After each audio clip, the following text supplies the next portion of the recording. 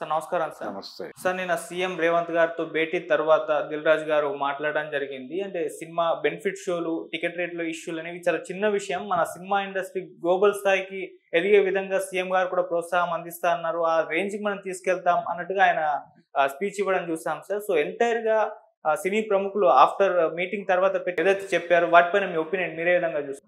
ఏమీ చెప్పలేదు వాళ్ళు. ఏమీ చెప్పకూడదు అనుకున్నారు. ఏమీ మాట్లాడకూడదు అనుకున్నారు. లోపల జరిగింది వేరు, బయటకొచ్చి మాట్లాడింది వేరు. ఓకే. నిజానికి ఆ మీటింగ్ పర్పస్ వేరు. హ్మ్. ఆ మీటింగ్ పర్పస్ చాలా సింగిల్ పాయింట్ ఎజెండా అది. స్ట్రెయిట్ అవే లోపలికెళ్ళి అల్లు అర్జున్‌కి అంటే అల్లు అర్జున్ నేపథ్యంలో సంధ్యా థియేటర్ వివాదము, వీటి గురించి ప్రభుత్వంతో ఏర్పడినటువంటి ఒక రిఫ్ట్ ఏదైతే ఉందో దాన్ని తొలగించుకునే ప్రయత్నం కోసం వెళ్ళారు. అదే ఎజెండా. అంటే సంధ్యా థియేటర్ ఇన్సిడెంట్ తర్వాత ప్రపంచం అంతా కూడా సినిమా ఇండస్ట్రీ వర్సెస్ రేవంత్ రెడ్డిగా మారింది. ఈ వాతావరణాన్ని కొంత చక్కదిద్దాలనేటువంటి ఆలోచన ఆయనకి ఉంది.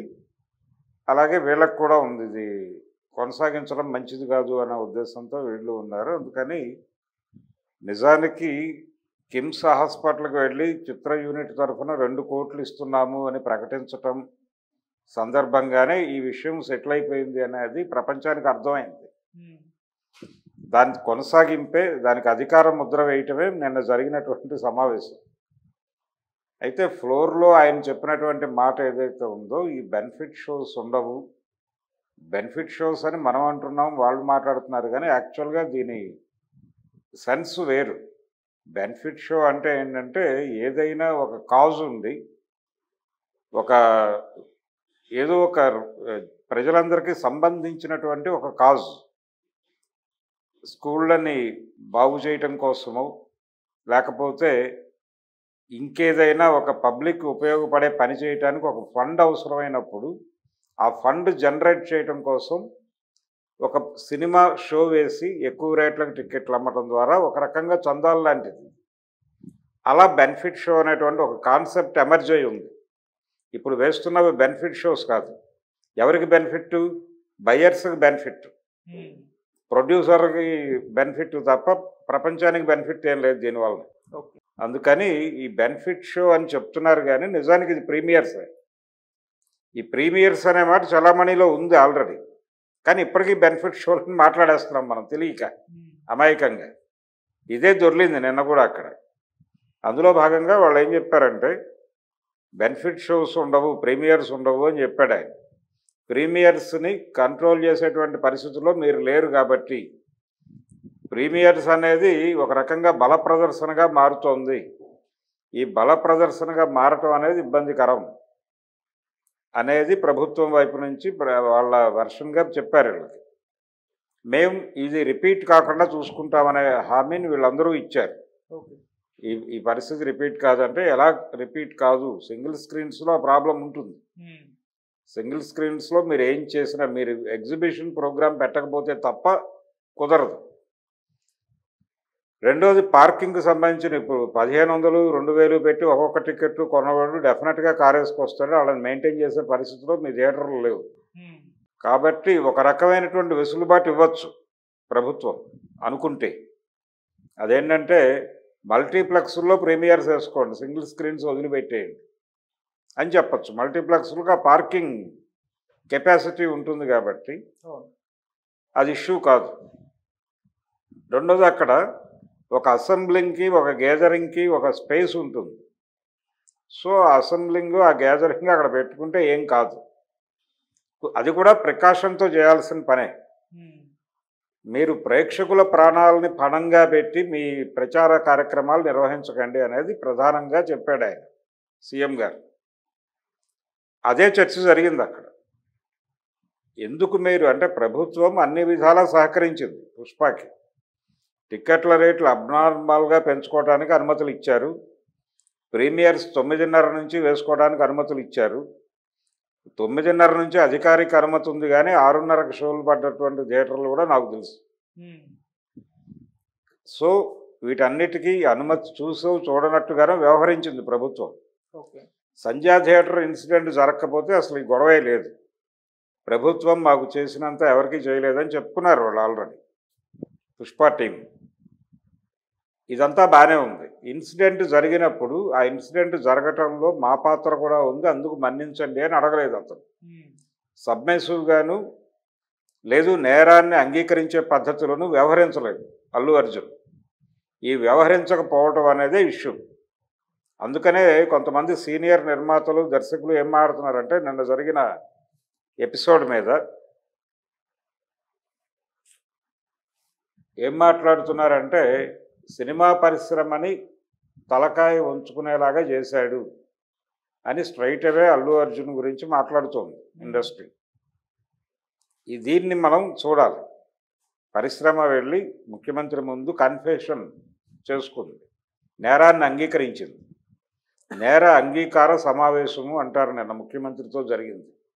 సినిమా పరిశ్రమ మంచి చెడుల గురించి అక్కడేం చర్చ జరగల. అయితే మేము వెళ్ళి నేరాన్ని అంగీకరించాము, వారు ఆశీర్వదించారు అని బయటకు వచ్చి చెప్పుకోలేరు కాబట్టి అది తప్ప మిగిలిన విషయాలన్నీ మాట్లాడారు.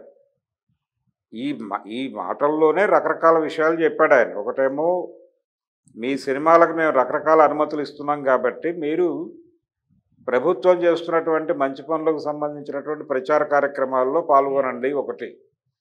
రెండోది డ్రగ్స్ లాంటి ఇష్యూస్ కొంచెం సీరియస్గా పట్టించుకోవాల్సినటువంటి అవసరం ఉంది. ఈ డ్రగ్స్ లాంటి కొన్ని సీరియస్ ఇష్యూస్ ఉన్నాయి, వాటికి సంబంధించినటువంటి ప్రచార చిత్రాలు మీరు రూపొందిస్తే బాగుంటుంది. అది కూడా ఏదో మేము అడిగాము మీరు అడిగారు మేము చేస్తున్నాం అన్న ధోరణిలో చేస్తున్నారు, కానీ సీరియస్నెస్ ఉండటం లేదు. సీరియస్నెస్ ఉండటం అంటే హీరో హీరోయిన్లతో చేయండి, అది ఉపయోగం ఉంటుంది, దాని ప్రభావం ఉంటుంది. అలాగే హీరోలకు సంబంధించి పబ్లిక్లో ఒక రకమైనటువంటి ఆరాధనా భావం ఉంటుంది, దాన్ని మిస్యూజ్ చేసుకోకండి అని కూడా చెప్పాడు ఈ ప్రాసెస్లోనే. చెప్పి ఇక్కడ షూటింగులకు కానీ ఇతర అంశాలకి కానీ అంటే ఇంటర్నేషనల్ సినిమాలు కూడా ఇక్కడ తీయటానికి ఒక రకంగా ఇంటర్నేషనల్ మూవీ హబ్గా హైదరాబాదును తీర్చిదిద్దడానికి ప్రభుత్వం వైపు నుంచి ఏ రకమైన సహాయం కావాలో అడగండి, చేస్తాను, అది కూడా చెప్పాడు ఆయన. ఇంటర్నేషనల్ ఫిల్మ్ ఫెస్టివల్స్ అలాంటివి ఇక్కడ జరగడానికి అవకాశాలు ఉంటే దాని గురించి కూడా ప్రభుత్వం వైపు నుంచి ఏ రకమైన సహకారం కావాలన్నా చేస్తాము అన్నాడు. వీళ్ళు కూడా ఓకే చెప్పారు. ఇవన్నీ తర్వాత జరిగిన కార్యక్రమాలు.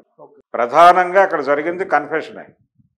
నేర అంగీకార ప్రకటన చేశారు వీరు, వారు ఆశీర్వదించారు. కాకపోతే అంతా బాగానే ఉంది, ఆ 3 ఆటలకి అనుమతులు లేవని చెప్పాడు ఆయన. ఏ 3 ఆటలు?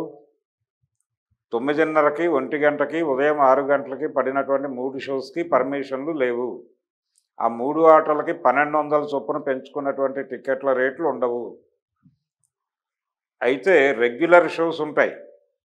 రెగ్యులర్ షోస్కి సంబంధించినటువంటి చర్చ జరగలేదు అక్కడ. రెగ్యులర్ షోస్కి టికెట్ల ప్రైస్ హైక్ ఉంటుంది.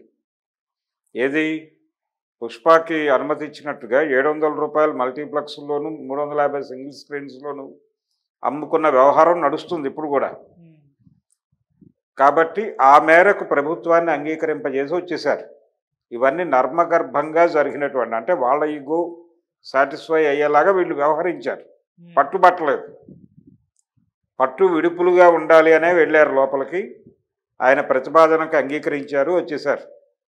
అంటే 3 షోస్ వేసుకోవటానికి అనుమతి ఇవ్వను అని ఆయన చెప్పాడు. అక్కర్లేదని చెప్పారు వీళ్ళు.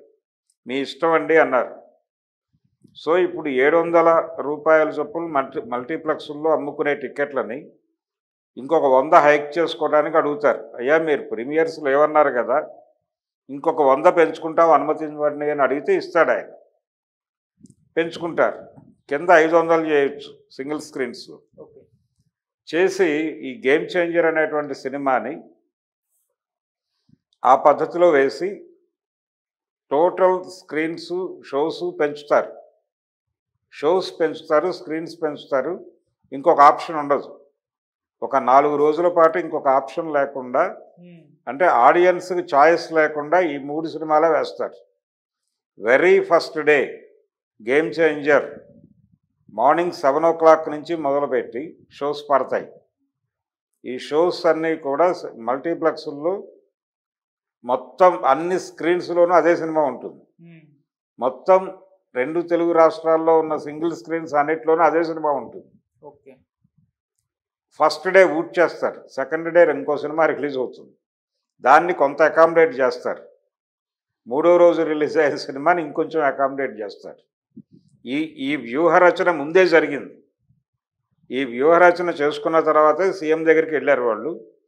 ఈ నేరాన్ని అంగీకరించారు, వారు ఆశీర్వదించారు. ఆయన పద్ధతిలో ఆయన చెప్పాడు. ఆయనకి ఇబ్బంది కలగకుండా, వీళ్ళకి ఇబ్బంది కలగకుండా ఒక అవగాహనకు వచ్చారు. ప్రస్తుతం ఈ పద్ధతిలో నడుస్తుంది. ఓకే. సమ్మర్ సీజన్కి సీన్ మారచ్చు. సమ్మర్ రిలీజులు ఉంటాయి మనకి, సీజన్ వైజ్గా చూసుకుంటే సమ్మర్ కీలకం కాబట్టి సమ్మర్ సీజన్కి ఈ సీన్ మారి అప్పుడు మళ్ళీ ప్రీమియర్స్కి అనుమతులు ఇవ్వచ్చు. అప్పుడు ప్రీమియర్స్కి అనుమతులు ఇచ్చేటప్పుడు కాన్షియస్గా ఉండి మల్టీప్లెక్స్లోనే వేసుకోండి ప్రీమియర్స్ అని చెప్పచ్చు. అది జరగబోయేది. ఇదే పద్ధతి ఏపీ గవర్నమెంట్ కూడా ఫాలో అవుతుంది, అవక తప్పని పరిస్థితి. కాబట్టి ఏపీలో కూడా ప్రీమియర్స్కి అనుమతి ఇవ్వరు. అక్కడ కూడా మల్టీప్లెక్స్ల ఆధారంగా స్క్రీన్స్, షోస్ పెంచి కథలాగించటం.